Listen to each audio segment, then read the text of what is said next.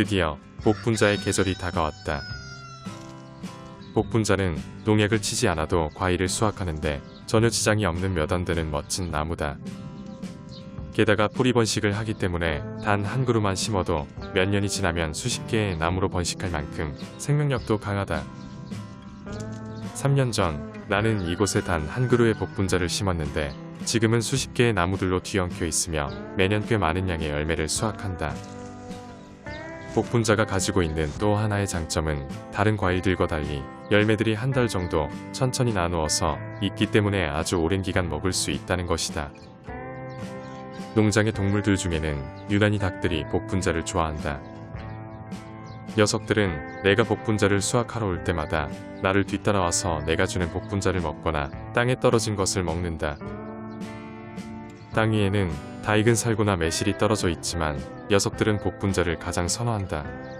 땅 위에 떨어진 복분자가 없으면 녀석들은 나무에 달려있는 잘 익은 복분자를 골라 먹고 심지어 점프해서 먹기도 한다. 아이러니하게도 녀석들은 복분자를 이렇게나 좋아하지만 아로니아는 거들떠도 보지 않는다.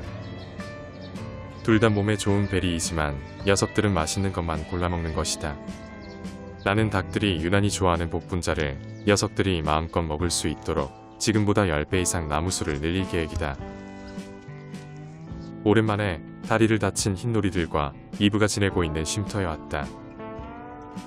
맨 처음 이곳에 격리된 흰오리의 다리는 조금씩 좋아지고 있지만 아직 완전히 치료되려면 더 요양이 필요한 상태다. 대신 그 뒤에 다리를 다쳐 이곳에 격리된 다른 흰놀이는 아주 오래전에 치료가 끝났지만 계속 이곳에서 지내고 있다. 치료가 다 끝났으니 그 녀석은 이제 이곳을 나가야 하는 게 맞지만 다른 흰놀이가 녀석과 너무 친하게 지내다 보니 그냥 이곳에서 지내게 했다.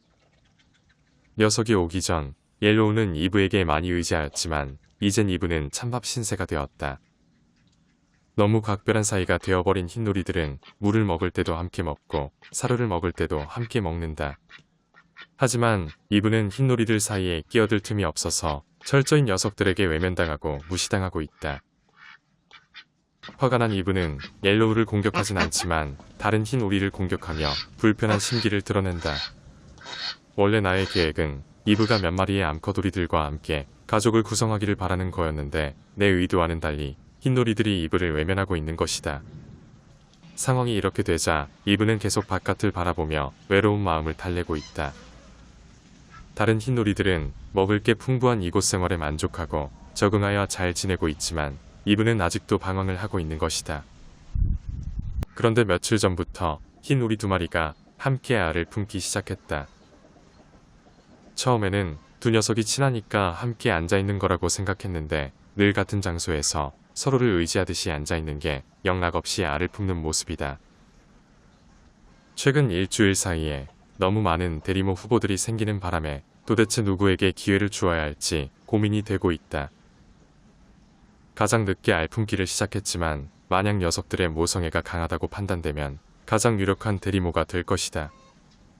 이는 방황하는 이브가 마음을 고쳐먹고 제대로 된 리더오리가 되려면 아무래도 아기오리들과 함께 지내는 게 도움이 될 것 같기 때문이다.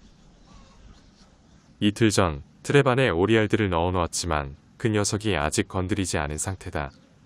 아무래도 움직이는 미끼가 아니다 보니 녀석이 관심을 가지지 않는 것 같다. 그래서 농장 어딘가에서 주운 오래된 썩은 오리알들을 녀석이 먹을 수 있도록 둥지 안에 넣어줄 생각이다.